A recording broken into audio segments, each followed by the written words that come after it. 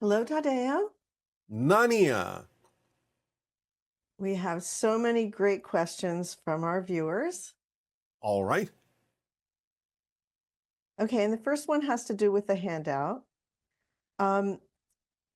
What happens if we do a misstep on one of these steps? Like if we look into a conspiracy theory or get into some religious spiritual argument with someone. If we notice it, learn from how it feels and adjust, are we back on track, so to speak? Is there anything more we need to do if that happens? No. If you learn from it, then if you go back into the instruction in the way it was delivered, then you are back on track. So learn a lesson, learn why you may have desire to engage in that way, and then get back into the vibrational state as encouraged by the step. And realize that it's not necessary to venture that way again. Unless you do, then again, learn from it, learn why you chose to go in that direction. This can be used, like a lot of other things, to determine what your belief systems are and why you choose to do what you do. So if you use it that way, then you are learning, you are growing. But again, the idea is to realize that there is no need to do it, and that following the instruction more precisely will be to your advantage in creating the vibrational frequency that will bring you into alignment with contact and the interstellar alliance, if that is what you prefer. Okay. And in step one, you said not to engage in discussions about conspiracy theories in general. Given that the UFO cover-up has been considered as conspiracy theory, but is an actual conspiracy, would engaging in conversation about it be considered going against the rule of step one? No, because it is beyond theory at this point. There are too many witnesses, too many sources, too many verifications from many different people.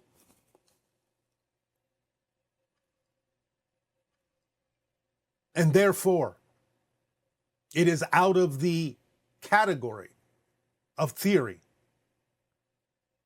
So you can research, you can discuss. It has been suppressed and covered up. At this point, it is relatively obvious that there is enough research, enough validation from so many different sources of different types that you can consider it to be something that is real.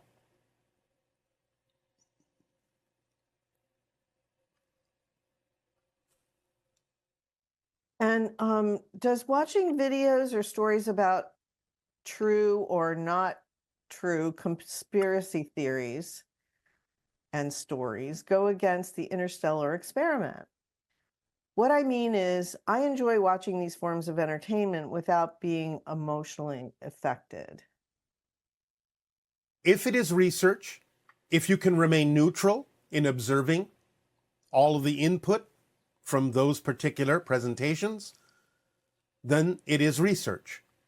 But the idea is to allow yourself to pay attention to whether you are becoming caught up in it once again, if you ever were, and to remain neutral in the observation of those things so that you don't necessarily develop a strong opinion in one direction or another about what is true about them or not.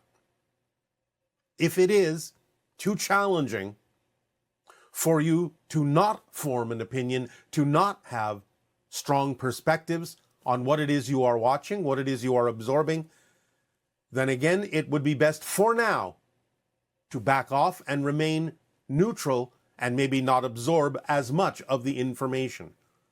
But if you can remain completely neutral, completely objective, and allow it all to simply be information for the purpose of research, then it is fine. But you have to pay attention honestly as to whether that's what you're doing or not. Okay, and because you will be discussing in step 3 writing letters to specific individual officials around the globe regarding disclosure of UFO contact, and in doing so, providing specific wording for us to use, I would appreciate if you could also give us instructions for non-native speakers of English. Is it okay to translate the wording you provided into our own native language and use it in whatever ways you may suggest? And is it okay to share what I have translated with the people of my own country who would also like to join the social experiment so they can also send letters to specific individuals? Yes, that is fine. However, one suggestion we would have would be don't necessarily rely on your own translation unless you are a professional interpreter, a professional translator who is absolutely certain that your translation is accurate in terms of the intention and meaning behind the words that are delivered in English. So you can translate it into different languages, but for those who are not proficient at the translation, then we would suggest that you find someone who is and ask them if the translation, or ask them to translate it in a way that captures fully the exact meaning of the original language.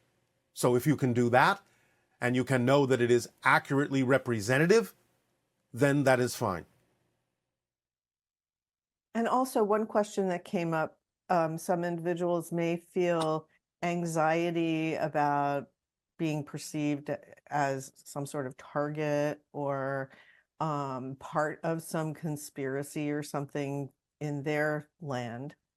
And what are some suggestions for dealing with anxiety about, in a sense, sticking out or making yourself, I guess you'd say, a target or something like that? Well, this simply goes back to some of the original ideas we have discussed for many years. You have to examine your belief system and find out why you are perceiving this in a fear-based or negative way. If the idea is too challenging for you, then as we have said, it's up to you to decide not to be a part of the social experiment. As the word implies, it is a social experiment, which means it requires interaction with society. So if you find that too challenging and are unable to let go of any fear-based or negative beliefs you have surrounding your participation in this social experiment, then don't participate. Otherwise, get in touch with your belief systems as to why you believe that it would be a negative thing to move forward in this way, and learn to let them go. Learn to let those beliefs go. Learn to transform them into something more positive so that you can be coming from your self-empowerment, your indestructible core. But again, as always, it is up to you to decide whether this is something that you are capable of participating in or not. And also the idea of, I guess, thousands of letters going out all over the planet. What do you anticipate would be the reaction from administrative levels of our planet to that kind of thing, onslaught happening? One particular reaction would be that they understand that there is organization to these thoughts, that there is unification to these thoughts, that there is similarity beyond borders, beyond cultures. This is something that can awaken them to realize that this is an important issue to look at, an important issue to address. Beyond that, there is no insistence or expectation, but we know that that recognition will occur in many individuals when they see a massive amount of individuals, regardless of country, regardless of background, regardless of other belief systems, unified in the idea of requesting the release of this information. Okay. And when you talk about the hybridization agenda by the Greys, it sounds like humanity agreed to it in some higher level, that the Earth becoming the sixth hybrid race is a part of that agenda, and this has already been decided. If humanity on a conscious level became aware of this as a fact, it would have been looked at as a silent covert invasion and not something positive or beneficial. I suppose this is why it is being carried out in secret from the majority of the population. How would you explain this conundrum? Is the slow drip disclosure a part of making the general population accustomed to the idea? Would not carrying out this agenda result in humanity going the path of the negative timeline the Greys experienced? And No. without white lies, how would you explain it if you had an opportunity to have a transmission that the entire Earth could hear? Again, the idea is that understanding your connection to your galactic family, awakening to your true potential, awakening to the agreements that you have made for the evolution of humanity would do exactly the opposite of allowing you to go down the negative path that the Greys took. It would allow you more opportunity to choose the path that you prefer in a positive way. The idea of secrecy is, as you say, euphemistically, a kind of drip system that allows humanity to get used to the idea, but it is also what gives humanity the time to awaken and remember that they made this agreement so that it doesn't feel forced, so that it doesn't feel like an invasion, as you say, so that you can take responsibility for the part you are playing in having made an agreement from a higher level to aid and assist in the evolution of humanity in this format, in this way. And it is the acceptance of this responsibility and the awakening to the memory of the choice that you made as a collective that would allow you to be able to choose a more positive path and not go down the path that the Greys took in their reality. And so the idea of this being a timeline for humanity, it's just one timeline. So, of course, there will be those individuals who would not want to participate in this direction for humanity. Yes, and they will have their own reality. They will move on and proceed as if this didn't happen. There are many versions of Earth and many different scenarios that you can navigate to that will fit what you prefer based on the belief system you hold to be true. So, someone who's highly focused on the Earth and ecological issues and wanting the planet to become more and more beautiful and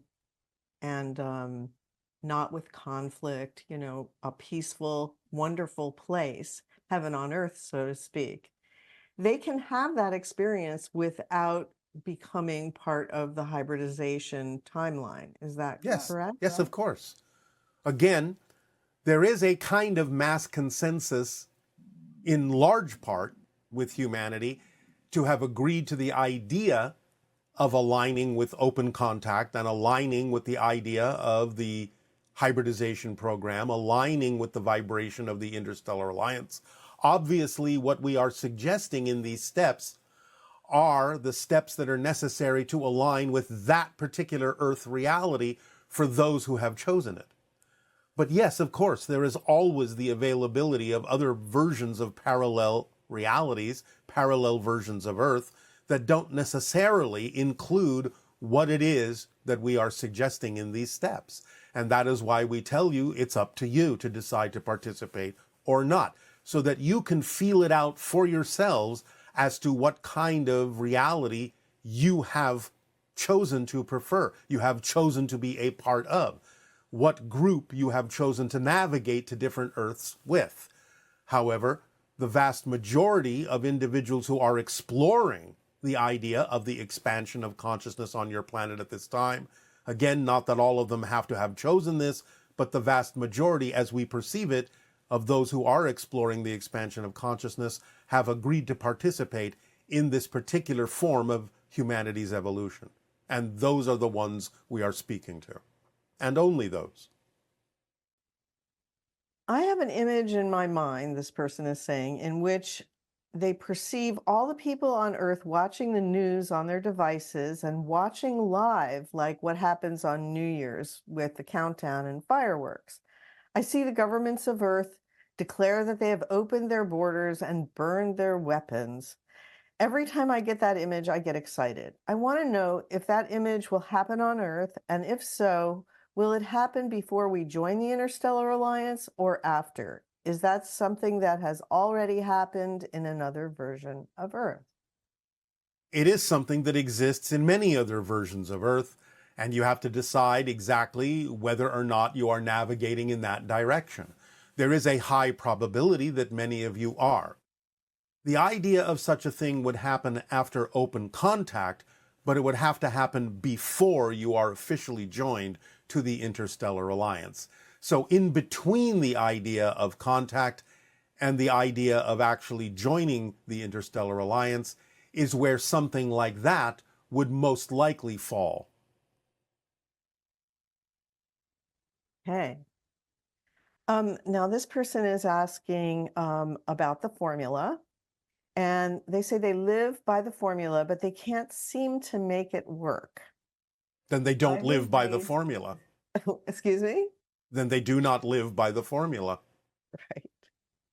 Um, they're saying that I was raised with beliefs like work before play, you have to earn your fun, life is hard, you can have too much of a good thing. I find it incredibly difficult to find and change the belief systems behind these. How can I learn to feel joy and passion and be sure that I am living the formula as a self-organizing principle? Well, again, you have to actually live the formula, which you're not doing, because you're not allowing yourself to redefine some of those belief systems in certain ways that serve you. For example, when you talk about the idea that you have to earn the ability to be happy, you do not have to do that. You have to understand that joy is a natural state that belongs in your spirit, that is an expression of spiritual existence. You have to understand that the definitions you have are not working for you. You have to understand there are other definitions that would work for you and be more in alignment with the idea of what the formula is telling you, of what the formula is saying and how it works. So you have to match the definitions you have with the way that the formula has been described to you as working for you to your advantage. If you hold on to definitions that are contradictory to it, then yes, you are not using the formula. It will not work because they are of a different frequency, of a different vibration than the vibrational frequency of actually following and acting on the formula in the way that it has been delivered to you. So examine these definitions in a way that allows you to reinvent them, to understand that you don't have to hold on to them in the way that you have vocalized them. The idea is that, yes, of course, there will be challenges, but challenges are fun. Yes, of course, you have to take physical action, but that does not have to be a struggle. It does not have to feel like, quote unquote, work in the negative sense. Of course, you are physical and will have to do things physically.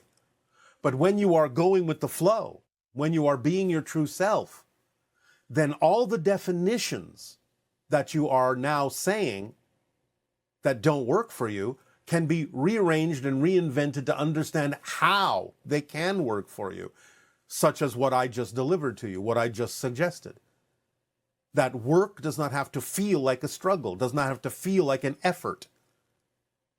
There are certain kinds of tensions and pressures that are positive and creative. Again, you have to allow yourself to feel it that way. Because when you are being creative, when you are being yourself, again, of course, you will have challenges because challenges help you grow, help your soul grow, help your spirit grow. So the idea is that there will be a kind of pressure, a creative pressure there. But the pressure that you experience in a positive sense is not the same kind of pressure that you experience in a negative sense. The pressure you experience in a positive sense is a kind of energy momentum that encourages and urges you to move forward, to take action, to be yourself, to be centered. to be true to who you are. The kind of pressure that you experience in the negative sense is the kind that allows you to feel overwhelmed, that you're not doing enough, that things aren't good enough. The idea that you can have too much of a good thing is what sets up the negative pressure. Now, we understand that some of these phrases that exist on your planet are done to make sure that you don't become egotistical about it. That's really the reason that some of them exist, so that you can always have a check and balance system in case you are worried that you will become too egotistical, too out of integrity, too out of alignment. That's the only reason they exist. If you recognize them simply as a check and balance system that can be understood lightly, and you understand you're always willing to check in with yourself to make sure that you are remaining in alignment and always within your integrity, then it's all right from now and then to experience that you might step a little bit outside of it, because you know you will always bring yourself back into alignment by having that check and balance system. But the check and balance system is not meant to be a rigid shackle on you that prevents you from exploring, that prevents you from being yourself, that prevents you from knowing that happiness is your birthright. So you have to take these things that you have said, these admonitions, these phrases, these sayings, a little bit more lightly as a check and balance system, just to make sure that you're staying true to yourself and not see them as such a rigid set of rules that cannot be broken in any event for any reason whatsoever. Just keep them as an understanding that you are always willing to be aware of when you are in or out of balance, and you can move forward by acting on the formula in a freer way that allows you to know you will always pay attention to what you're doing, you will always ask why you believe what you believe, and you will always check yourself to make sure you're remaining true and within integrity to your core vibration, your essential self.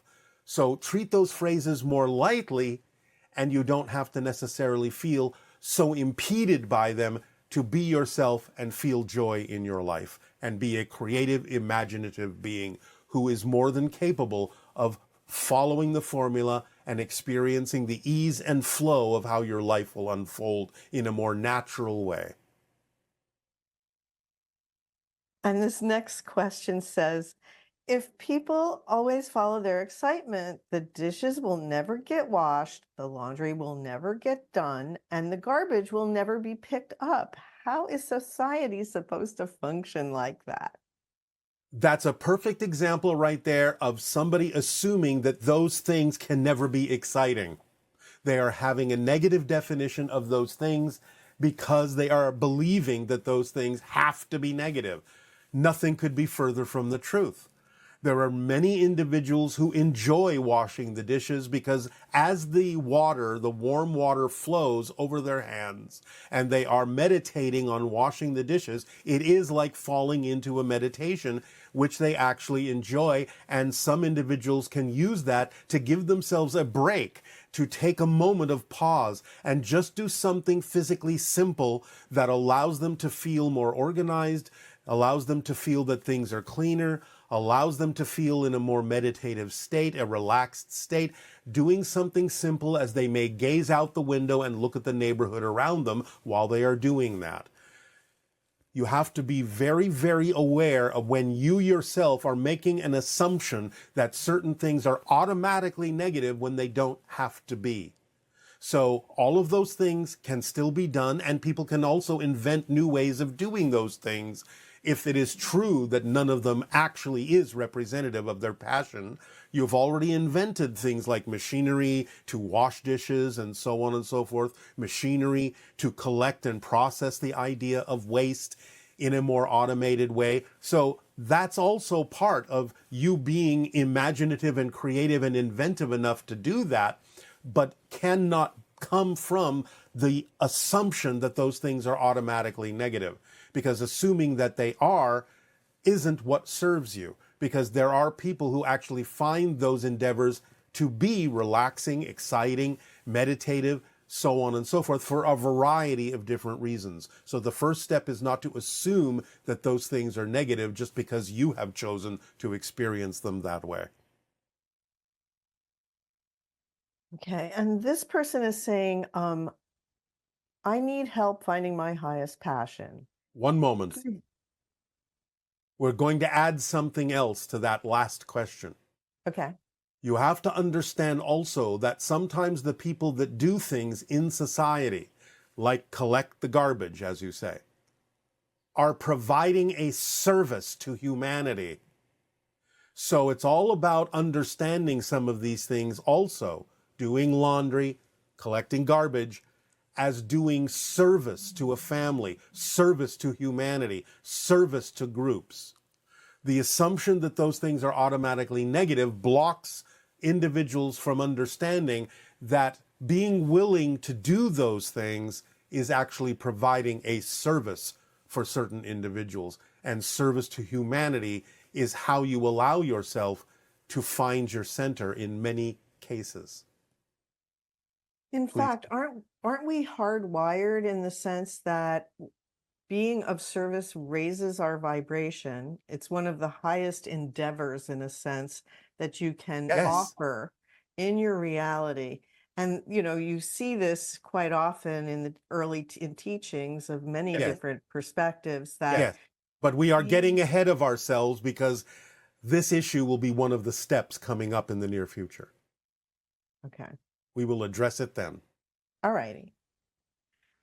So this person is having trouble finding their highest passion, and people seem to progress in life, getting married, having kids, buying houses, buying cars, following their interests and traveling. I feel my life isn't moving anywhere. I am at the same place in life that I was 6 years ago. I know it may not be 100% true as I have grown at work. However, the other aspects of my life have not progressed. Now, when I meet my friends who have moved on in life, I feel I'm missing out and I wonder what my purpose really is. I feel low at times, wondering if my spiritual practices are helping at all. That is this individual's experience right now. Yes. Well, there's two things that we can address about this immediately. Number one is what we have always said, is that the idea of your passion doesn't have to be big things, so to speak. Doesn't have to be a career, doesn't have to be a large-scale project. At any given moment, you have a number of options available to you that are everyday things. Just always choose the one first that has more exciting, more attractiveness to it, more curiosity to it than any other choice, and do that first. And continue to do that as you unfold. Sometimes things will come along that will synchronistically be opportunities to do bigger things, bigger versions of acting on your excitement, but it isn't necessary that that happens.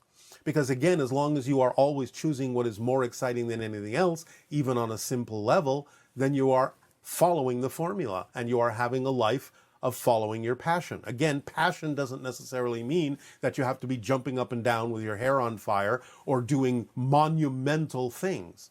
But the idea in general is that this person is doing something where they're comparing themselves to other people, which you never should do. Because the idea is you are a unique individual. And what may feel like an expansion to someone won't necessarily feel like an expansion to you. So you have to get in touch with the fact that in talking about doing spiritual practices, that these spiritual practices include the idea of actually acting physically on the things that are representative of having more excitement than any other choice in them. Because many times people on your planet, when they talk about doing spiritual practices, are simply doing things for themselves and not for others in terms of sharing their gifts. They're not examining what they could be doing in service to humanity that is representative of being of service. A lot of times the idea of acting on your passion means you are giving something to someone else. You are actually expressing a gift that other people will find necessary to receive in their lives. So while it's all well and good that you feel you are growing at work, and that should be a signal to you of what we're talking about, because growing at work means you are doing something that is helping other people. You are being of service in the job that you do for the other people also doing similar jobs in the same business. So that should be your first clue that in order to expand your life in other areas, you also need to be doing things that are serving other people. If you have gifts to share, share them. If you need to write a book, write it. If you need to do a piece of art, do it. If you need to compose a piece of music, do it. The idea is that if you're holding your gifts back, if you're not acting on those things outwardly in service to humanity to give them things they may be waiting for you to give them, then that's why your life is not expanding, because you're not actually taking the action on the things that would be the gifts that you have to share with humanity. So take a cue from the fact that you have grown at work, doing something that helps other people, and incorporate that attitude and that behavior in the rest of your life by doing the things you are passionate to do. Okay, thank you. Yes. This person is asking, if I experience a situation that I don't like and I don't have the time or opportunity to immediately explore the beliefs that led to this situation, what would you recommend as a permission slip or a tool to learn a routine to switch realities faster? What can I immediately do in my mind to become more aware and learn the habit of perceiving this reality as not preferred by me and switching to a reality that I do prefer? All right. Let's go back to the first sentence in that question. Read it again and then stop. If I experience a situation that I don't like and I don't have the time or opportunity, Stop. This is avoidance of looking at your belief system. Make the time. Make the opportunity. You are not making the time to look at your belief systems. You're not creating an opportunity within your schedule. Keeping so busy that you can't do that is an avoidance mechanism. Because if you start relaxing into yourself and not be in such a hurry to be busy with everything that prevents you from having the time, then you are avoiding the issue of looking at the beliefs, and that's what you need to do in order to change the beliefs in a way that would allow you to experience more of what you prefer. So you have to stop avoiding doing the process of examining your beliefs to let go of the ones that don't work for you. Make the time. Create the opportunity. That's the most important thing you could do when that issue comes up of a belief or a situation or a reflection that you don't prefer. So you have to incorporate the ability into your schedule of having the time to do that. Otherwise, again, you're not following the formula. You're not allowing yourself to have the opportunity to look at those things for one reason or another. That's usually fear-based. So take the time. There's nothing to be afraid of in having the time to examine those things. You're not going to miss anything else. You can allow synchronicity to be the organizing principle that will allow you to accomplish what you need to accomplish without assuming that you have to be so busy that you cannot look within yourself or take the time to do so.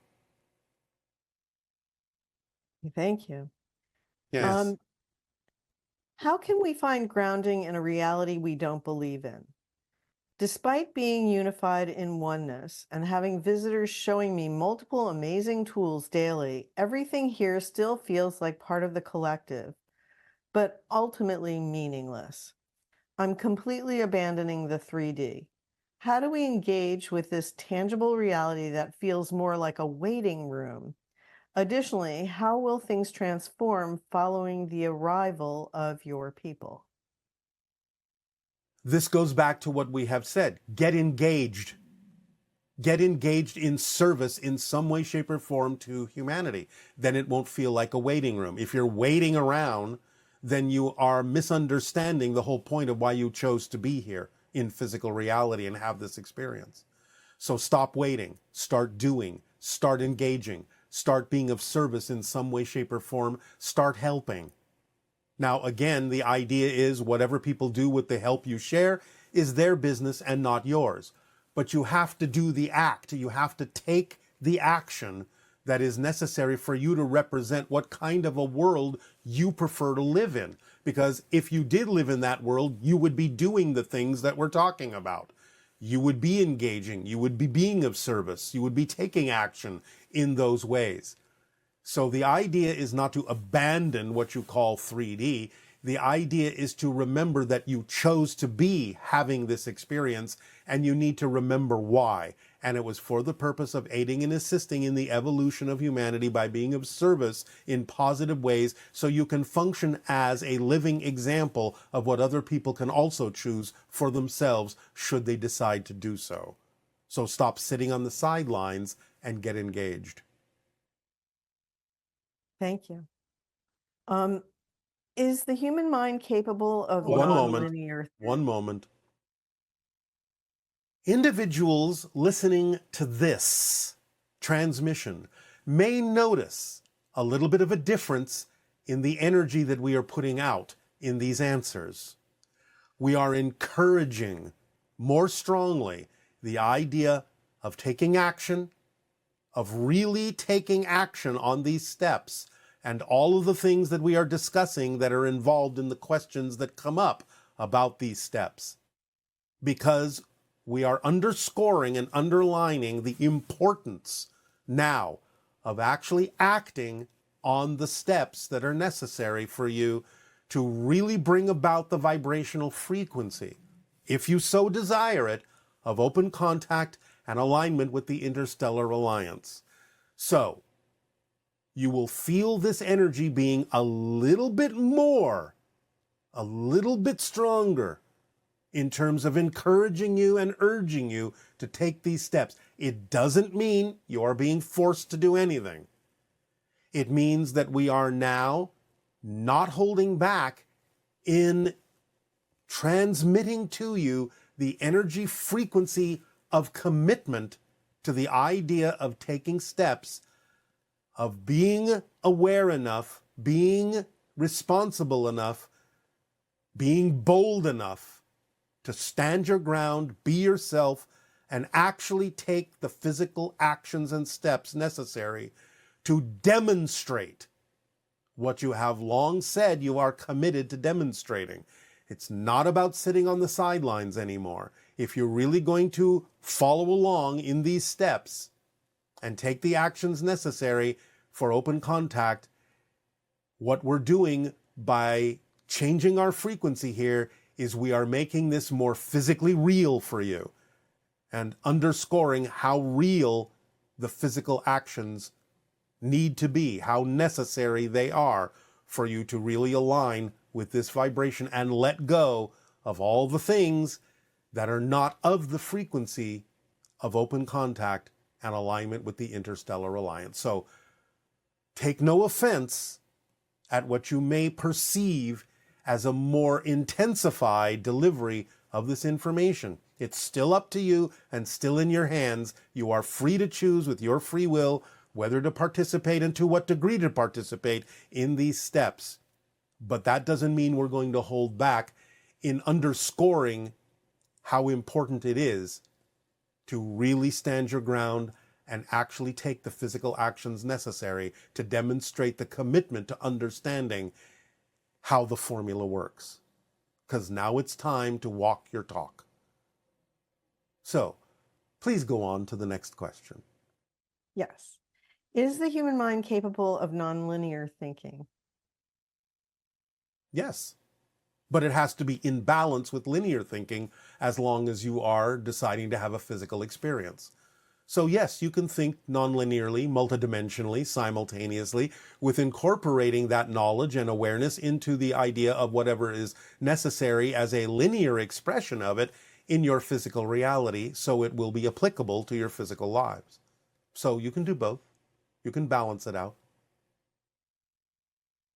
And is reading always better than watching educational digital content? No. It's up to you as to how to absorb information. But it depends upon how you do that, how you absorb that. For some people, reading may be easier for them to absorb the information. For others, it may be more the digital content. It still all comes back down to what we have said about the idea of story structure being built into your psyche.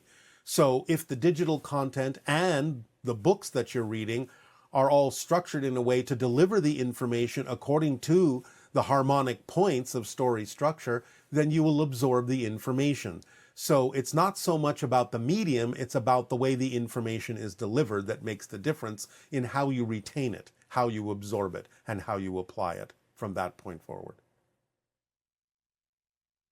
Okay. And this person wants to know, how can I maintain a steady flow of income without repeatedly finding myself struggling to pay rent after indulging in purchases that excite me? Well, you have to pay attention as to whether indulging in those purchases is actually representative of excitement or anxiety. So you have to have more deep and honest self-investigation to be able to tell the difference between anxiety and excitement. Because if you feel that you are, as you say, strapping yourself in some way, shape, or form by spending more than you have, then that may be an indication not so much of the belief that you will attract what you need, but the idea that there is a sense of lack within you. So you have to pay attention to why you are doing what you are doing, for what reasons are you spending the money that you're spending. At the same time, again, please do remember that we have discussed that there are different forms of abundance, and allowing all of them to be equal, not just having money stand out as to be the only way things can be done, but all of them being equal to one another, then you can relax the idea of what it is you may think you need at any given moment. That will then allow that to synchronistically come into your life in whatever form the abundance needs to be there to allow you to continue to act on your passion. But again, fundamentally, you have to really examine whether you are purchasing the things you are purchasing because they are truly representative of your excitement, that you truly need them in your life, or whether you are just making an assumption based on anxiety and disguising it as excitement so you don't have to pay attention to the real reason you may be purchasing those things. So just be honest with yourself in your self-examination. Okay, and this next question is, can you please give some examples of what limiting beliefs a person may hold that is causing them to hold excess fat on their body? Well, this goes back, now again, not the only reason, but this goes back to one of the typical euphemisms that your language provides, in the fact that you may be, quote unquote, waiting around to do what it is you need to be doing, that you're not flowing your energy outward in giving gifts, in sharing things, in doing what you're passionate about, in being of service to humanity, and therefore the energy builds up because it's not got anywhere to go, and it turns into matter, because energy, matter are different sides of the same thing. So when you are waiting to do what it is you need to be doing to express yourself fully, to follow your passion fully, then that can turn into mass and add weight to your system physically. And how might that apply to people as they age? Not that all people gain weight, but seems like a large percentage of the population gains weight as they get older.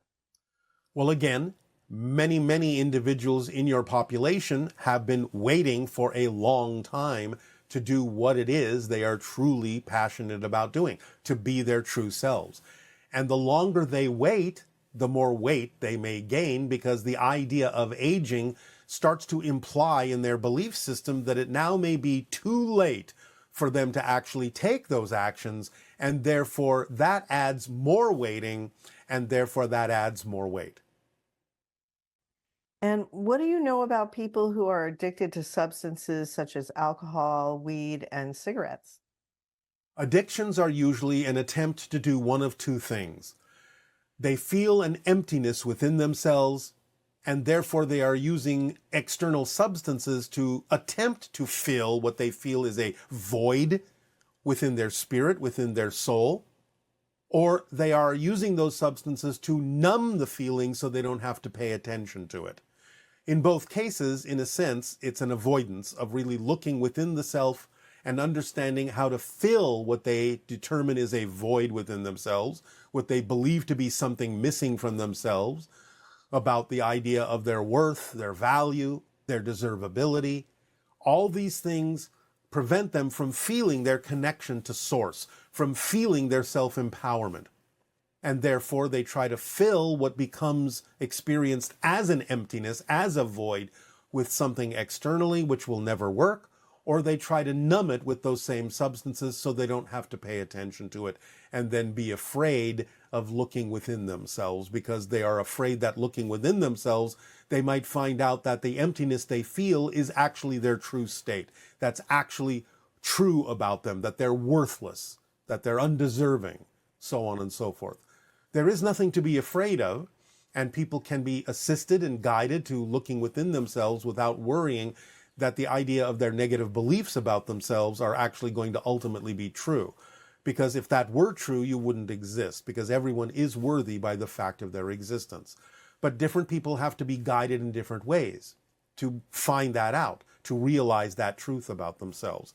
So it will depend upon the kind of person, the kind of beliefs they have, the reasons they're holding on to those beliefs. Sometimes they hold on to those beliefs also because they get attention that way.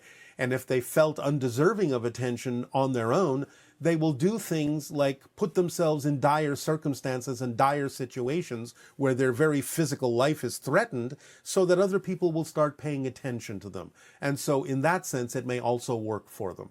But the idea is that, of course, that never ultimately works. They have to give themselves the love, and they have to give themselves the attention, and they have to allow themselves to know that that void that they feel is not really a void.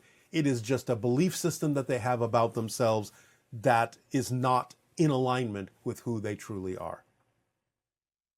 So when an individual allows themselves to feel happy, to feel their connection to source, Yes. when they allow this, that automatically shifts them out of the state that you're describing, where they feel an emptiness or a loneliness, and they seek out external things to fill that. Yes, because again, external things aren't real. We understand that physical reality seems very solid to you, but it's not. It's an illusion. And therefore, those things have no real substance to them. So what you're doing is you're feeding yourself, in a sense, a diet of illusions when you are addicted to things that really have no substance.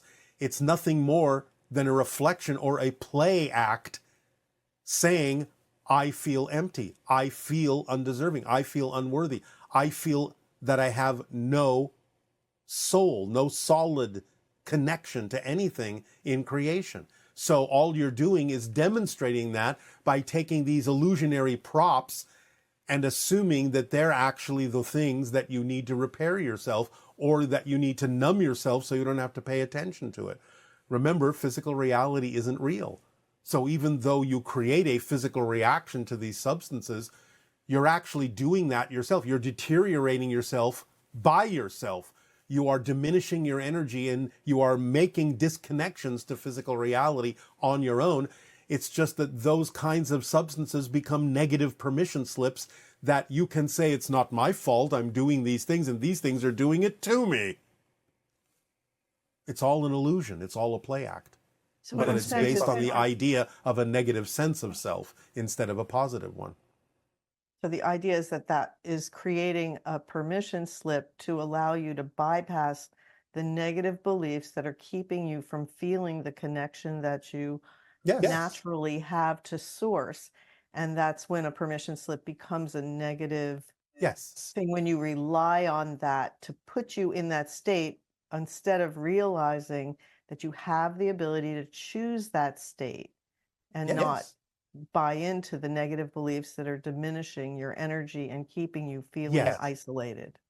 Yes, because the fundamental vibrational frequency of addiction is that a person feels like they have no choice. And that's a choice they're making. But they don't know that because it doesn't feel that way. So they have to understand the paradox that having an experience of feeling like you have no choice is a choice. And once they understand that, they can break through it, if they desire to. So, like in the situation where a person comes into this life with a theme of an eating disorder, like an anorexia or bulimia, from a very young age, is there a special reason why someone would choose that? Well, yes, again, there can be. Again, please remember, there are as many reasons as there are people. Now, some of them fall into collective categories, yes, and can be generally similar, yes. The idea sometimes why a soul would choose that is not even so much for their own soul's growth, although it always does help because it can accelerate whatever a person might be willing to learn in physical reality by having an experience like that and transforming it relatively rapidly in the period of a lifetime. As far as the soul is concerned, that's a brief period. But the idea is that it also helps other people learn how to have compassion and start relating to people like that to figure out what's going on within them. And that helps society as well understand why they may be creating certain things that they are creating that they may not actually prefer to be experiencing. So sometimes a soul will choose that, not even for themselves so much as for what it will do to help society learn and grow in more compassionate ways. So again, you have to take it on a case-by-case basis. And in this example, the person is saying that their older brother has a disability due to a genetic condition and he can't speak or walk. I'm interested in exploring the spiritual significance of individuals with disabilities in the physical world. Can you provide Yes, some insight on this? same answer. What are you learning that you otherwise wouldn't have learned had your brother's condition been normal? Are there different ways you now have to learn to communicate with someone who cannot speak? Are there different things you are learning about assisting someone who cannot walk? How do these things symbolize issues within yourself, your family, and society in terms of learning to see things in a different light, learn to do things in a different way, to have compassion and understanding and creative imaginations strong enough and broad enough to figure out how can we allow these people to be valuable members of society, and what are we learning from them we otherwise wouldn't learn by what they have chosen to experience in this way. These are the first questions that need to be asked in relation to dealing with someone with those kinds of conditions. What are we learning? How is this serving humanity? How is it serving society that this soul chose to have what appear to be these limitations, and it's forcing us to look for new ways, different ways to think outside the box, as you say, to interact with them and engage them and admit them into society, because they are helping society expand and improve the ways in which we communicate, we act, we deal with other people that are different from ourselves, so on and so forth. Okay. And what is the difference between self-realization and enlightenment? Not so much. You have to be self-realized to be enlightened, and you have to be enlightened to be self-realized. It's basically two sides of the same coin of being your true self and being awake and aware in the idea that you are creating your reality and that you have the freedom to choose what experience you have of that, and taking the responsibility, not in a negative way, but in the ability to respond for all the things you experience, because you know you are your own universe, and yet you are interacting with other facets of it in whatever way, shape, or form serves humanity best, and serves everyone best, and serves all that is the best at being itself and experiencing itself in all the ways that it can. It is the understanding of that that promotes enlightenment and awareness of self in terms of what it means to be the self. And when our pets pass away, is their death experience the same as ours? Do they experience a waking up? Do they have a life review? Does their energy, their soul hang out with us? How can we connect with our pets who have passed? Think of them, feel the love you have for them. They will feel it, they will pick it up. They don't have exactly the same kind of process of transitioning back into spirit, the idea of a life review is not exactly what it is for a human. The idea is that they may see or experience flashes of experiences that they experienced with their family in physical reality, but it's not so much a review as it is a recognition of the reason they were attracted to be with that family, so that it is reinforced, it is strengthened, and allows them to continue to interact with that family from spirit in a new and different way. So when you know that they are willing and capable of still continuing to interact with you from spirit, think of them, feel the love you have for them. They will feel it, they will pick it up, and they do sometimes interact with people in a variety of ways, even though you may not completely perceive it to be so. But you can hone your senses, you can feel and know when they are there for you. They can also be off doing other things. But the idea is that, of course, in spirit, they are more expanded. They may not be exactly the idea of the pet or the family member as an animal that you experienced in that limited way, but they do still contain that. They are bigger than that, just like you are bigger than that when you are in spirit. But nevertheless, they are keenly and constantly aware of the connections that they have with you and are more than willing to engage with you when you hone your senses and are capable of perceiving that they are doing so. So send them love, think of them, they will pick it up and they will respond. It's up to you to have the senses that are keen enough to know when those responses are coming to you. Many people experience a thing where they have a dream about their pet and the pet is like still alive and it's telling them, I'm fine, you know? Yes. Um, how can and that can be very reassuring, especially if you lose a loved pet. How can you generate an experience like that? Or can you communicate with your pet and ask them, please come in my dream and tell me how you are, or Yes, something you like that? can. But again, the idea is to communicate through imagery because that's more representative of a telepathic bond. Just see them doing it. Just see yourself interacting with them in your imagination, in your mind's eye. Visualize the idea of the interaction. Put it out there with feeling. Feel what that would be like to have that interaction that you picture. So use pictures and feelings. That's the strongest way to communicate with them. And sometimes when you have those dreams, even though your pet may still be alive, the idea is that your animal is also telling you that they exist like you do in spirit, and that physical reality is simply a part of them and a temporary thing, but that your natural state is spirit. You never really leave it, and neither do they.